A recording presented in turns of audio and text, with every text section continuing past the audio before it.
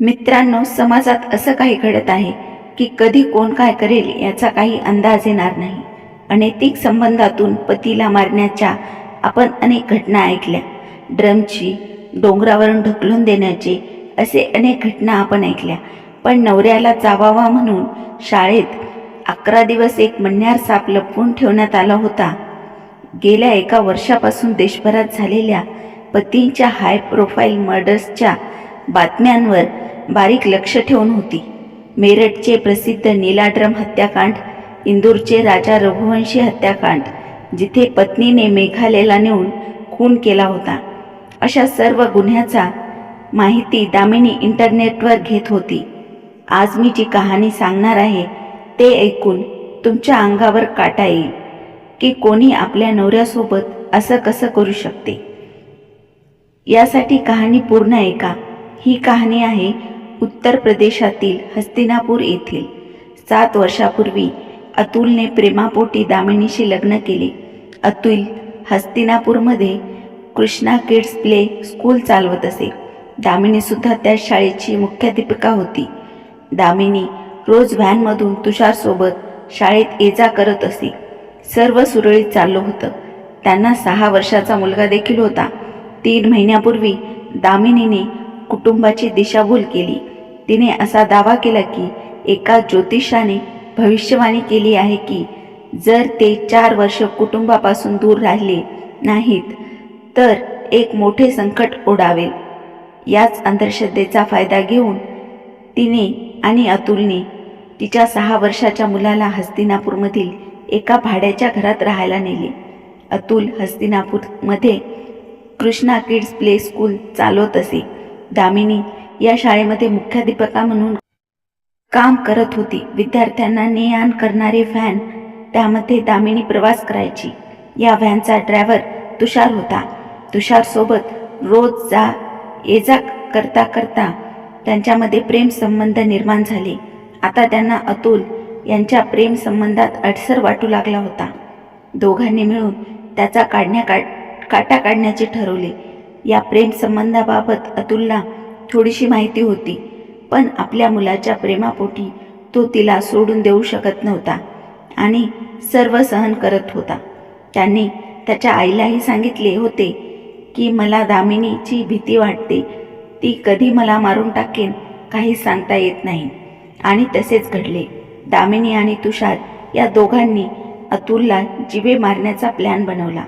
त्याआधी त्यांनी गुगलवरून अनेक माहिती सर्च केली. सुरुवातीला पहिला प्रयत्न केला. तुषार आणि दामिनी या प्रियकरांनी काही दिवसापूर्वी अतुल यांना एका रस्ते अपघातात ठार मारण्याचा कट रचला होता. 20 वर्षापूर्वी तुषारने अतुल यांच्या स्कूटरला कारने धडक दिली होती, ज्यात अतुल किरकोळ जखमी झाले होते. अतुल यांनी आपल्या पत्नीला कार चालकाविरुद्ध पोलीस ठाण्यात तक्रार दाखल करण्यास सांगितले होते, परंतु तिने नकार दिला. आता त्यांनी मोठा प्लॅन बनवायचे ठरवले, ज्यात अतुल कायमचा त्यांच्या मार्गातून हटेल. दामिनी आणि तिच्या प्रियकरांनी मिळून आता अतुलला सापाचा दंश देऊन मारण्याचे ठरवले, ज्यामुळे ही सर्वांना नैसर्गिक मृत्यू झाला असेच वाटेल. तुषारने यात त्याचे गरुडी मित्र सोनू आणि उदय यांना सामील करून घेतले. त्या दोघांनी मण्यार प्रजातीच्या अत्यंत विषारी सापाचा शोध सुरू केला, जेणेकरून त्यांचा दंश झाल्यावर अतुलच्या जगण्याची कोणतीही शक्यता राहणार नाही. दामिनीने 11 दिवसापूर्वीच तो मण्यार शाळेतच एका पेटीत लपवून ठेवला होता. शुक्रवारी पहाटे 5 वाजता तुषार 2 गरुड्यासोबत अतुलच्या घरी आला. ते तिघेही सापाला एका डब्यात घेऊन आले होते. त्या रात्रीच्या सुरुवातीला दामिनीने कपटाने अतुलला दुधात मिसळून झोपेच्या 25 गोळ्या दिल्या होत्या. सकाळपर्यंत तो पूर्णपणे खचून गेला होता. सापाला त्याच्या घोंगडीत ठेवून तिन्ही आरोपी निघून गेले. त्यानंतर दामिनी आणि तिच्या शेजाऱ्याने अतुलला रुग्णालयात नेले, जिथे डॉक्टरांनी त्याला मृत घोषित केले. जेव्हा रुग्णालयाने दामिनीच्या पतीच्या मृतदेहाचे शवविच्छेदन करण्यास नकार दिला आणि कुटुंबियांनी तक्रार केली तेव्हा पोलिसांना संशय आला. दामिनीच्या मोबाईलमधील CDR काढण्यात आला.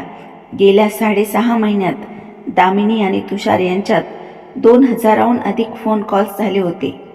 बसुमा येथे अशाच एका प्रकरणात पत्नीने पतीचा गळा दाबून मारले होते.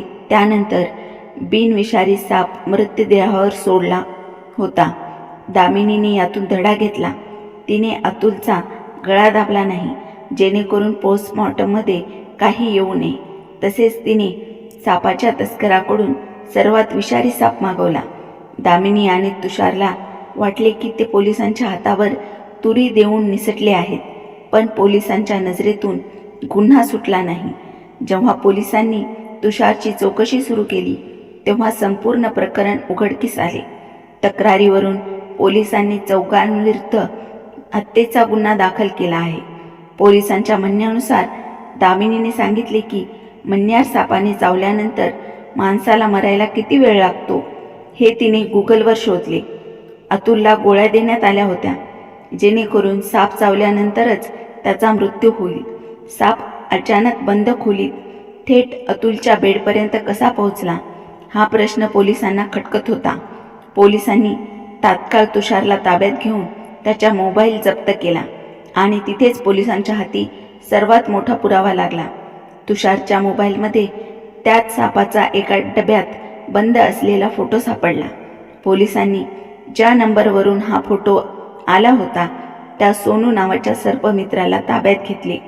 पोलिसांनी खाक्या दाखवताच आपणच तुषारला साप पकडून दिल्याचे त्याने कबुली दिली आणि आणखीन एका निरपराध व्यक्तीने आपला जीव गमावला. प्रश्न अजूनही कायम आहे, गुन्हेगार कोण आहे? तुम्हाला या घटनेबद्दल काय वाटते ते कमेंटमध्ये सांगा आणि कहाणी आवडली असेल तर चॅनेलला सबस्क्राईब करा. धन्यवाद.